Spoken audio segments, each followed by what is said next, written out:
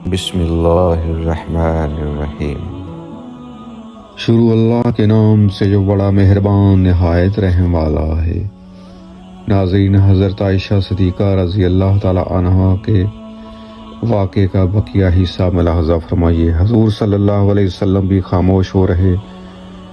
یہ تو تھا وہاں کا واقعہ۔ میرا حال یہ تھا کہ سارا دن بھی رونے ہی میں گزرا۔ میرے اس رونے نے میرے والدین کو بھی غمزدہ کر دیا۔ وہ سمجھ بیٹھے تھے کہ میرا یہ رونا میرا کلیجہ پھاڑ دے گا۔ دونوں حیرت زدہ مغموم بیٹھے ہوئے تھے اور مجھے تو رونے کے سوا اور کوئی کام ہی نہ تھا۔ انصار کی ایک عورت آئی اور وہ بھی میرے ساتھ رونے لگی۔ ہم یوں ہی بیٹھے تھے کہ اچانک حضور صلی اللہ علیہ وسلم تشریف لائے اور سلام کر کے میرے پاس بیٹھ گئے۔ قسم اللہ کی، جب سے یہ بہتان بازی شروع ہوئی تھی آج تک رسول اللہ صلی اللہ علیہ وسلم میرے پاس کبھی نہیں بیٹھے تھے۔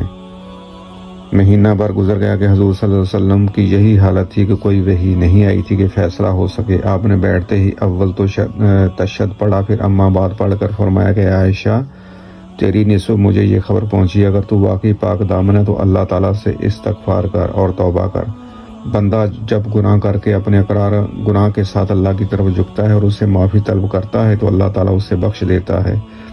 آپ اتنا فرما کر خاموش ہو گئے۔ یہ سنتے ہی میرا رونا دھونا سب جاتا رہا، آنسو تھم گئے، یہاں تک کہ میں آنسو کا ایک قطرہ بھی نہ بہا پائی۔ میں نے اول تو اپنے والد سے درخواست کی کہ میری طرف سے رسول اللہ صلی اللہ علیہ وسلم کو آپ ہی جواب دیں، لیکن انہوں نے کہا واللہ میری سمجھ میں نہیں آتا کہ میں حضور صلی اللہ علیہ وسلم کو کیا جواب دوں۔ اب میں نے اپنی والدہ کی طرف دیکھا تو کہا کہ آپ صلی اللہ علیہ وسلم کو جواب دیں، لیکن انہوں نے بھی یہی کہا کہ میں نہیں سمجھ سکتی میں کیا جواب دوں۔ آخر میں نے خود ہی جواب دینا شروع کیا۔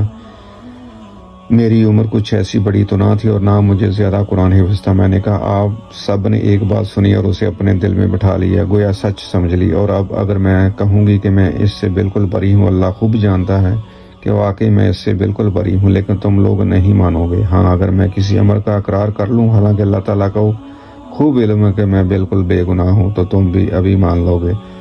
میری اور تمہاری مثال تو بالکل حضرت ابو یوسف علیہ السلام کے قول جیسی ہے کہ بس صبر ہی اچھا ہے جس میں شکایت کا نام ہی نہ ہو، اور تم جو باتیں بناتے ہو ان میں اللہ تعالیٰ ہی میری مدد کرے۔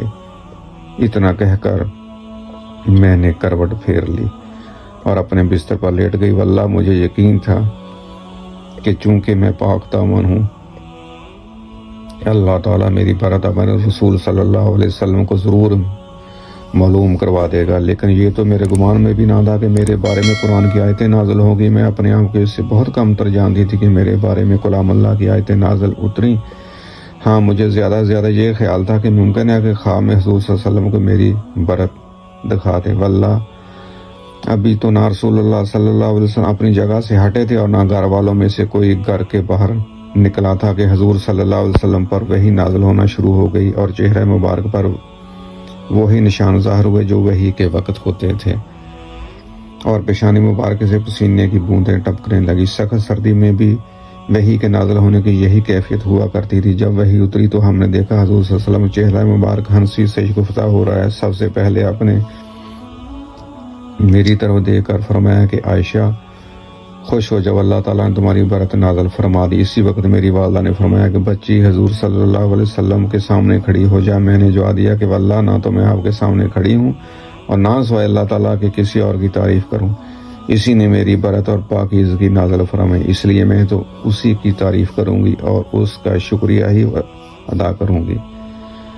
اللہ تعالیٰ نے حضرت عائشہ رضی اللہ تعالیٰ عنہا کی پاک بازی قرآن پاک میں بیان کر کے ام المومنین حضرت عائشہ کی پاکیزگی اور ان کی عظمت ہمارے سامنے رکھ دی ہے۔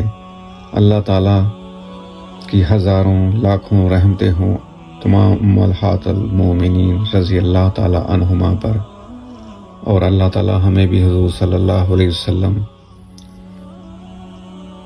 کی پیروی اور ان کی ہر قسم کی باتوں پر عمل کرنے کی اور ان کے اسوہ حسنہ پر چلنے کی توفیق عطا فرمائے، اور ہم سب کا سلام حضرت عائشہ رضی اللہ تعالی عنہا کو پہنچائے اور ان پر ہمارے لاکھوں سلام۔ آمین ثم آمین۔